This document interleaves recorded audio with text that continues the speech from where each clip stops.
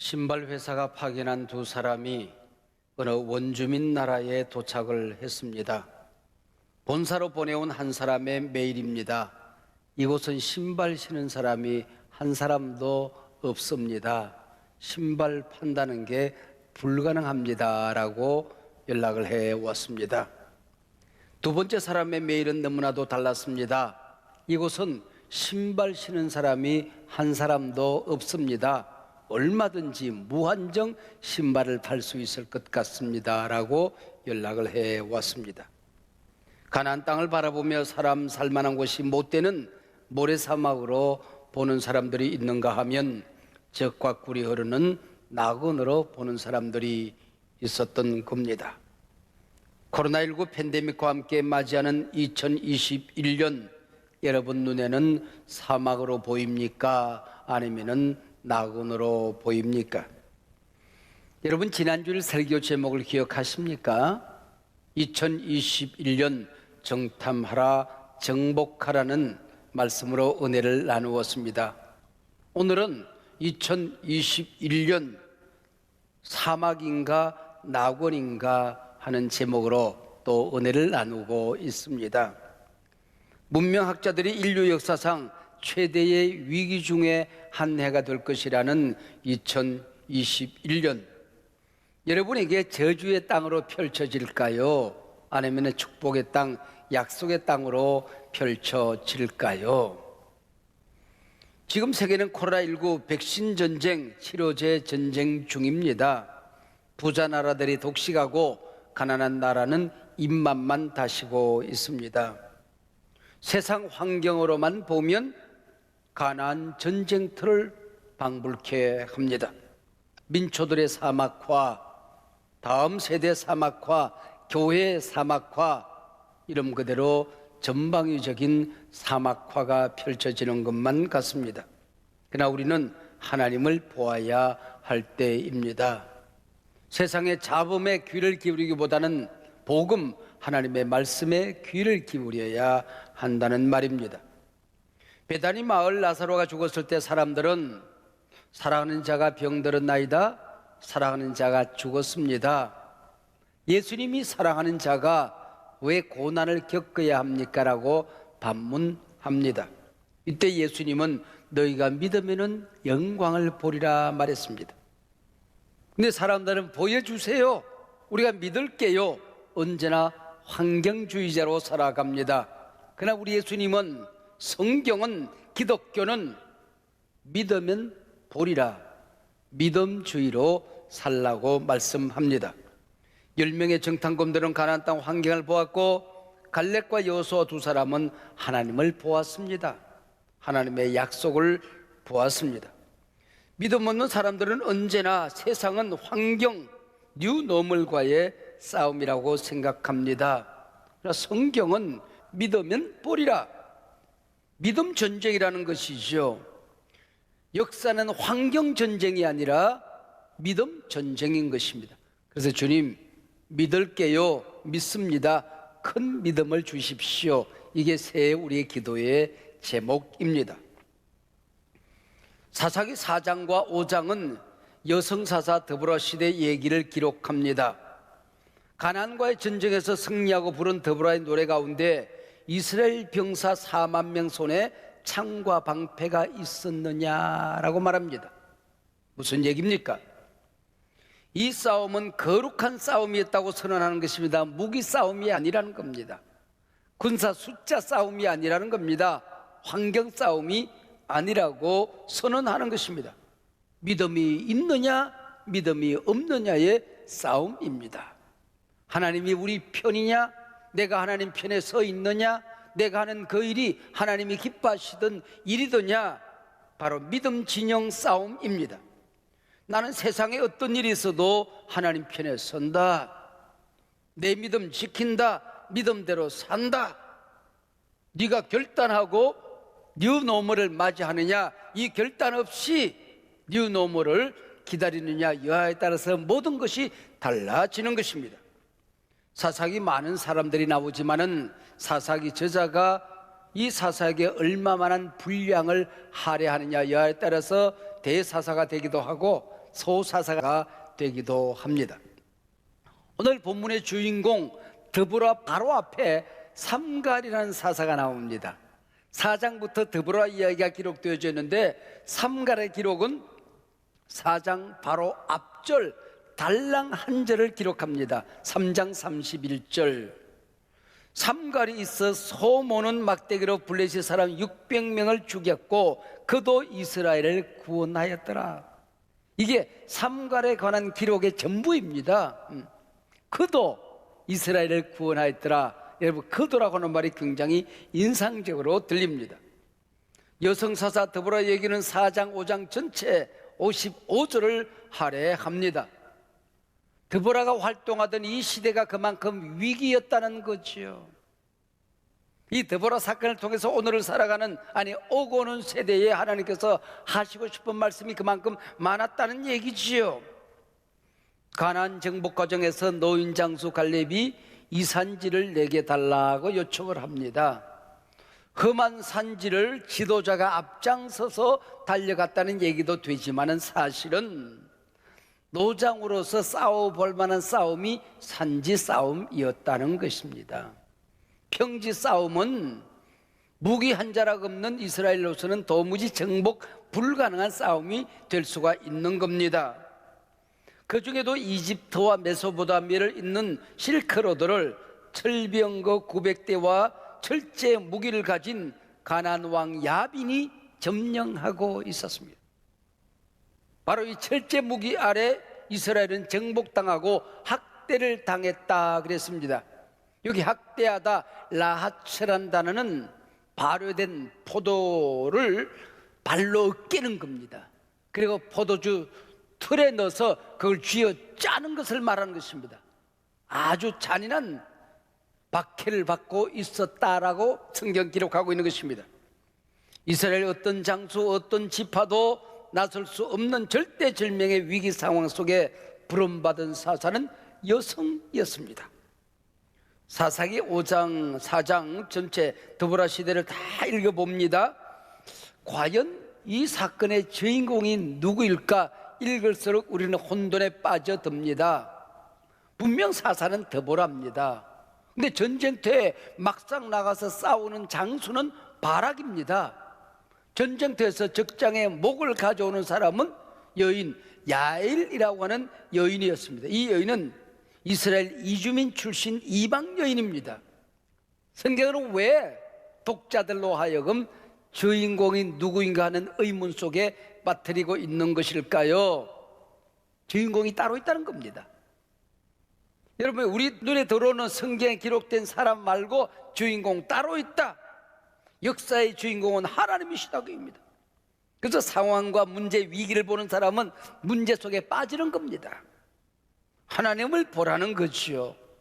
하나님이 함께 하시면 이 땅에 하나님의 주인 되심이 분명히 선언되어지시면 하나님이 대신 싸우신다, 승리한다. 역사는 믿음 싸움이라고 하는 겁니다.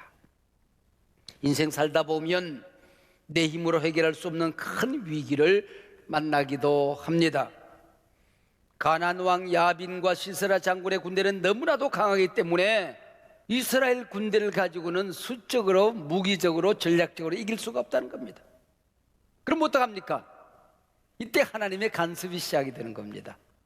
하나님의 기적적인 역사, 반전의 역사가 시작되어지는 것입니다. 이 싸움의 주인공은 믿음 없는 사람들의 눈엔 절대로 보이지 않는 분입니다. 하나님, 우리 앞에 펼쳐질 뉴노멀, 믿음이 없는 사람들의 눈에는 환경 펼치는 여하에 따라서 모든 것이 달라질 것이라고 생각합니다. 그러나 믿음을 가진 사람은 노멀, 뉴노멀, 어떤 역사가 펼쳐진다고 할지라도 역사의 주인은 하나님이시다. 할렐루야. 하나님이 가나안 특공대를 치시기 위해 직접 임재하십니다. 적군을 혼란에 빠뜨리시고 흩어버리십니다. 하늘에 별들이 내려와 싸움에 동참합니다. 홍수가 나서서 싸웁니다. 기송강이 적군을 물리치는데 동참합니다. 철병거 900대가 요라는 소리를 내며 달려올 때에 바락 장군은 오금이 저렸을 것입니다. 바로 이때 하나님이 나서시는 것입니다. 그래서 이 전쟁의 주인공은 하나님이시고 언제나 위기시대, 재난시대 주인공은 하나님이십니다. 사랑하는 여러분, 살아온 지난날도 내 재주, 내 경험, 내 노력으로 살아온 것 같지만은 지금까지 내 인생의 주인은 하나님이셨습니다. 지금까지도 그랬지만 내일도 살아가기가 만만치 않을 것입니다. 사업도, 경제 문제도, 직장 문제도, 자녀 교육 문제도 어느 것 하나 쉬운 것이 없을 수도 있을 것입니다. 세상이 어려워질 때마다 마귀는 환경을 보게 합니다. 문제가 이렇게 크다, 너 큰일 났다고 말합니다. 걱정거리만 우리 눈앞에 내밉니다. 위기를 보게 합니다. 절망을 보게 합니다. 우리를 공포에 빠뜨립니다. 그러나 기억하십시다. 하나님께서 허락하지 않으면 하나님의 자녀들 머리카락 하나 마귀가 건드릴 수 없습니다. 믿습니까?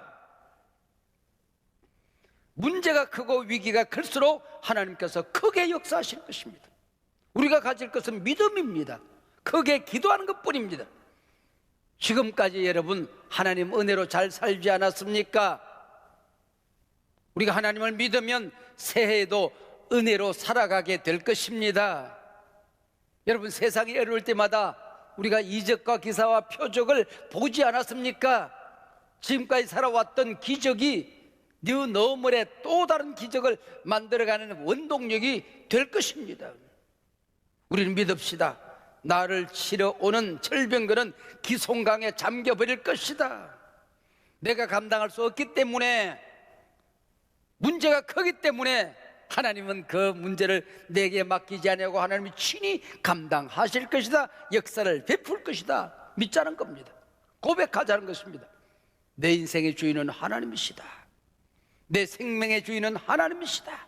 내 기업, 내 일터 주인은 하나님이시다. 내 시간의 주인은 하나님이시다. 물질의 주인은 하나님이시다. 교회, 내 가정, 내 자녀들의 주인은 하나님이시다. 어제도 오늘도 내일도 하나님이 역사하실 것이고 하나님이 싸워주실 것이다. 이 믿음 가지면 뉴노멀은 기회의 땅, 약속의 땅이 된다는 겁니다. 하나님이 복음 전하는 데 하늘의 천사들을 사용하시지 않고 이 땅에 하나님의 자녀된 우리를 쓰셨습니다. 왜요? 너무 소중하니까, 너무 귀하니까, 하나님 나라에서 상급의 기준이 되기 때문에 천사도 흠모하겠네. 우리가 이 땅에 살아가며 거룩한 일들을 감당하는 것, 영적 싸움에 하나님은 연약한 우리를 부르시는 것입니다. 못난 내 믿음, 내 순종, 내 헌신을 통해서 하나님은 일하시는 분이십니다. 언제나 하나님이 일하시는 방법은 약자를 들어 강한 자를 부끄럽게 하십니다. 사람을 통하여 일하십니다. 왜요? 너무 소중하니까.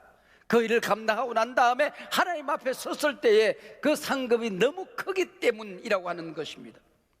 드보라는 가나안과의 싸움에 동참하라고 이스라엘 각 지파를 초청합니다.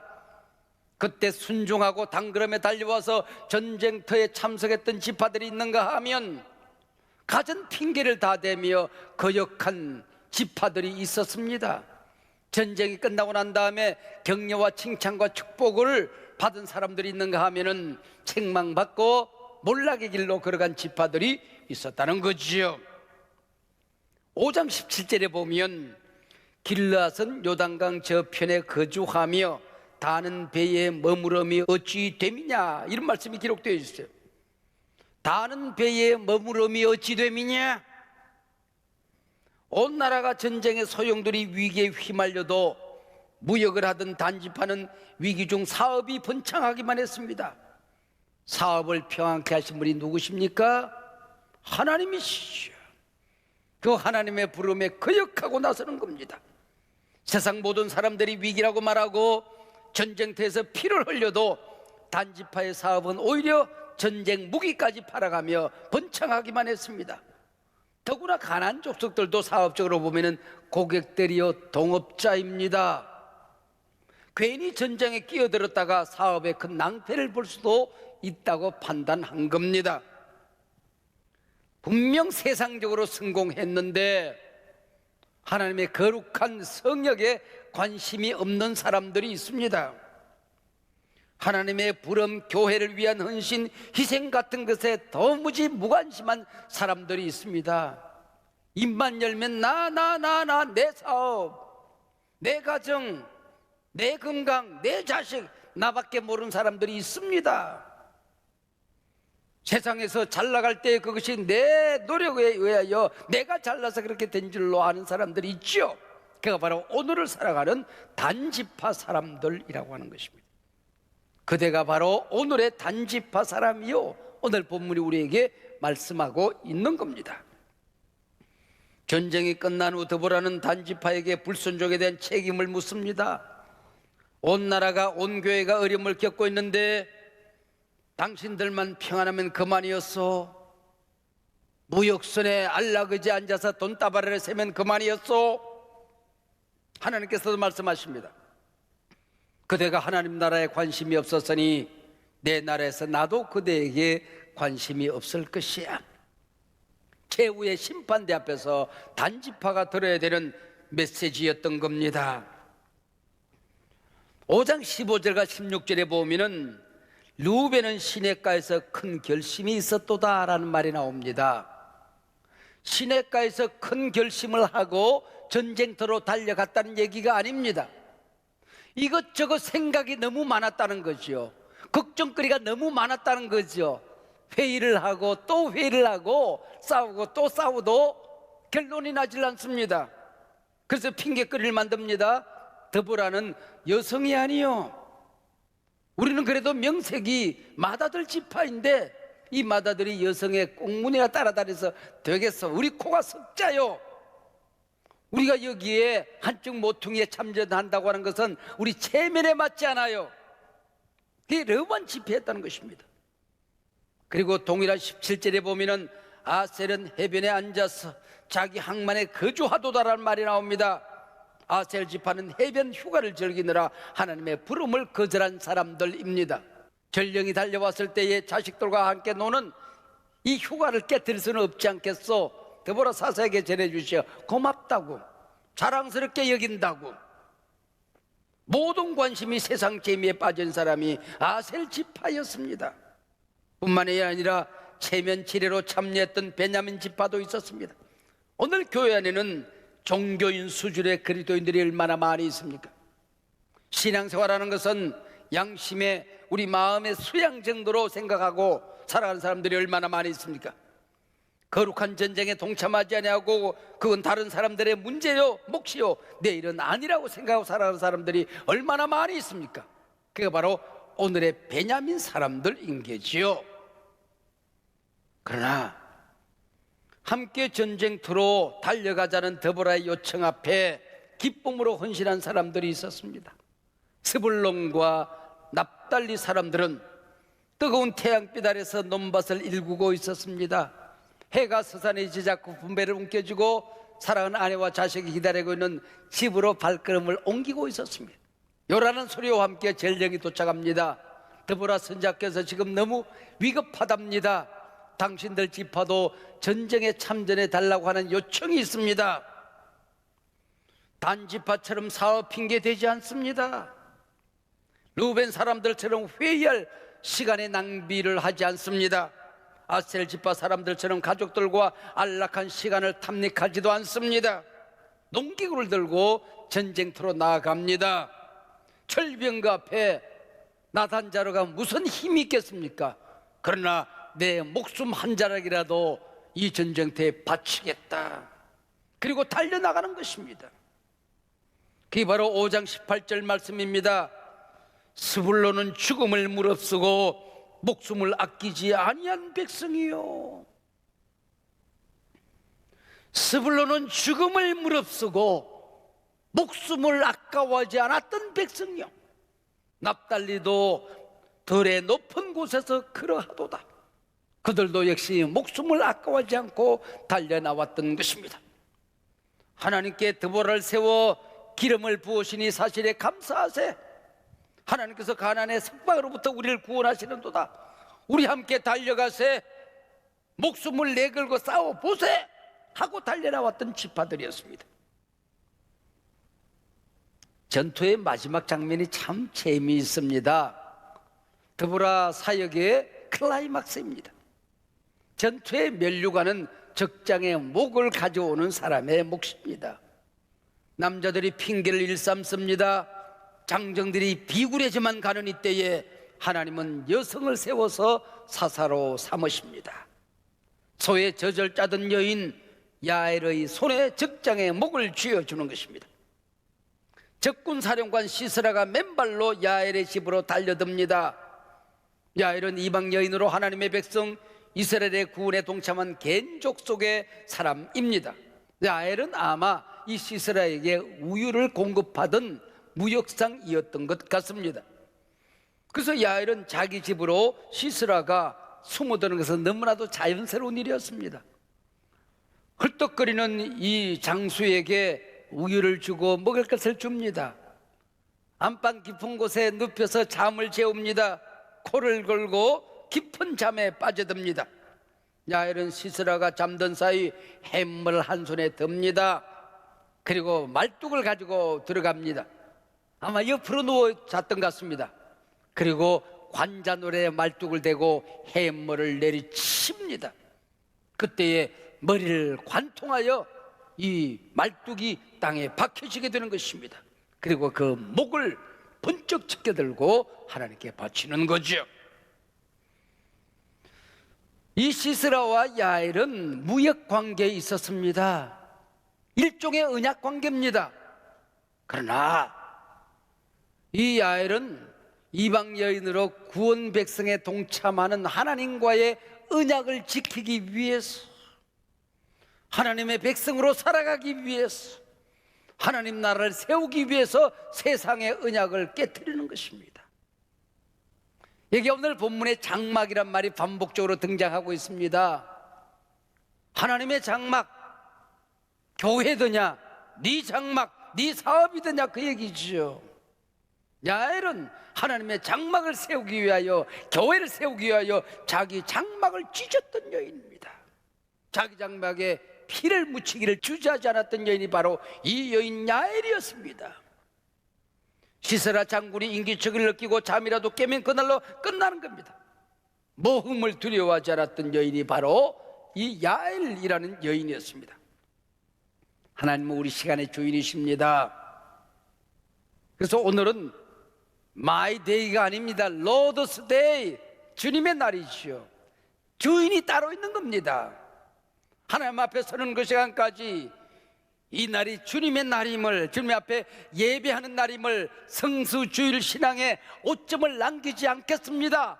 예배를 더럽히지 않겠습니다. 바로 이 결단이 청지기 주일의 결단인 것입니다. 내 사업, 내 기업, 내 인생, 내 미래의 주인은 하나님이십니다. 주신 분이 하나님이십니다. 거두어 가실 분이 하나님이십니다. 하나님의 것을 하나님께 돌리며 살겠습니다. 이 결단이 바로 청지기 주일의 결단인 것입니다. 영어로 예배를 worship이라고 얘기하여 worship입니다. 가치를 돌린다 그런 얘기입니다. 무슨 얘기일까요? 내 인생에서 최고의 가치는 하나님과의 약속이라는 것입니다. 하나님이라는 것이죠. 내 인생의 최우선순위는 프라이어리티 넘버 원, 하나님. 바로 이게 워십, 예배라고 하는 것입니다. 예배의 봉헌은 단순히 물질이 아닙니다. 구원받은 나 자신을 하나님께 드리는 것입니다. 하나님께서 독생자의 피를 흘려 나를 구원해 주셨으니 나를 하나님의 백성으로 언제든지 올려드립니다. 이게 예배요 봉헌이라고 하는 거지요. 그래서 봉헌에는 원리가 있는 겁니다. 하나님께서 나를 천국 백성 삼으시기 위해 독생자를 아끼지 아니하셨으니 인색함으로 드려서는 안 된다. 억지로 하지 말아라. 그게 감사 담아 있어야 된다. 춤출 만큼 기쁨이 담겨져 있어야 된다. 단순한 물질이 아니다. 내 마음이 담겨져 있어야 된다. 이게 성경의 교훈입니다. 고린도서 9장 7절 인색함으로나 억지로 하지 말지니 하나님은 즐겨내는 자를 사랑하시느니라. 마태복음 6장 21절 내 보물이 있는 곳에 내 마음도 있느니라. 고린도전서 16장 2절 매주 첫날, 일요일, 주일날 하나님께서 주신 대로 모아두었다가 빈손 들고 예배하지 말 것이며 하나님 앞에 설 때에 빈손 들고 내 앞에 오지 마라. 이게 성경의 교훈입니다.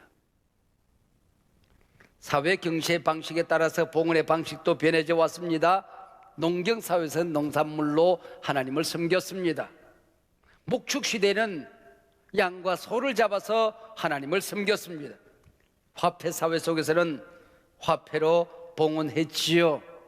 디지털 르네상스 시대, 특히 비대면 예배에서는 온라인으로 봉헌을 하는 겁니다.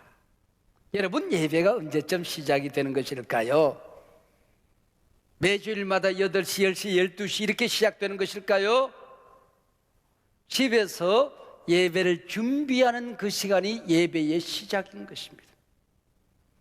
대면 예배, 현장 예배 나오기 위해서 봉헌을 챙기고 가방 들고 출발하는 그 시간이 예배의 시작입니다.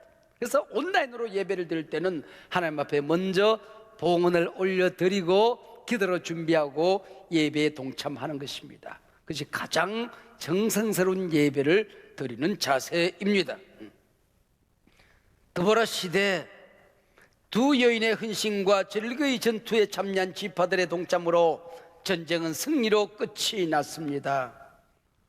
14장은 사건의 전개이고 15장은 14장에 있었던 사건들을 노래로 만들어서 찬양하는 시간입니다. 예배하는 시간입니다. 거기 28절에 보면은 시스라 장군의 어머니가 나옵니다. 아들아, 네가 노획물을 들고 온다고 하더니, 네가 많은 노획물을 들고 어미를 기쁘게 한다고 하더니 너 어디 갔냐? 통곡하는 장면이 나옵니다. 믿음 없는 사람들에게 가나안 땅을 맡기지 않는다는 하나님의 선언이죠. 그리고 적장의 관자 노래의 말뚝을 받고 시스라의 목을 들고 나타난 야엘을 향하여 선지자는 노래를 합니다. 그게 오늘 본문 5장 마지막 절 31절입니다. 여호와여, 주의 원수들은 다 이와 같이 망하게 하시고 주를 사랑하는 자들은 해가 힘있게 도dom같게 하시옵소서. 그 땅이 40년 동안 평온하였더라. 끝. 이게 드보라 사건의 끝입니다. 하나님과의 언약을 소중히 여기는 사람들, 하나님의 장막을 지키기 위해서 자기 장막에 피 흘리기를 두려워하지 않는 사람들, 모험을 감행하고 하나님의 왕국을 건설한 사람들, 이 사람들 아침에 돋아오르는 태양처럼 힘있게 하옵소서. 힘있게 솟아오르는 태양 같게 하옵소서. 사랑하는 여러분, 2021년이 어둡게만 여겨지십니까?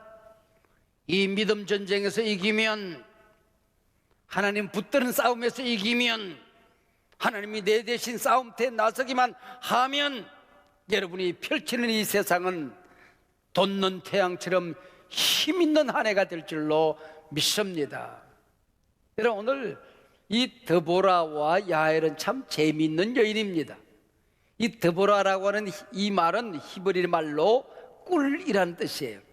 그리고 야엘이라고 하는 이 말은, 이 여인의 이름은 염소의 젖이라는 뜻입니다. 젖과 꿀이 흐르는 땅, 그러지 않습니까? 가나안 땅이. 여러분, 가나안 땅이 사막입니까? 아니면 젖과 꿀이 흐르는 약속의 땅입니까? 축복의 땅입니까? 은혜의 땅입니까? 능력의 땅입니까? 기적의 땅입니까? 순종하는 이 드보라, 문남성들의 얼굴이 보이지 않는 그때에 하나님이 여인을 들어서 쓰십니다. 약한 자를 들어 쓰십니다. 가난한 자를 들어 쓰십니다. 힘없는 자를 들어 쓰십니다. 그러나 순종하는 사람, 믿음의 사람을 하나님이 들어 쓰시는 것입니다. 하나님과의 언약을 지키기 위해서 목숨을 아까워하지 않은 사람, 하나님의 장막을 지키기 위해서, 교회를 지키기 위해서 헌신을 두려워하지 않은 사람, 야엘을 통하여 돋는 태양처럼 새해에 여러분이 가는 길목마다 하나님께서 빛나게 하실 줄로 믿습니다.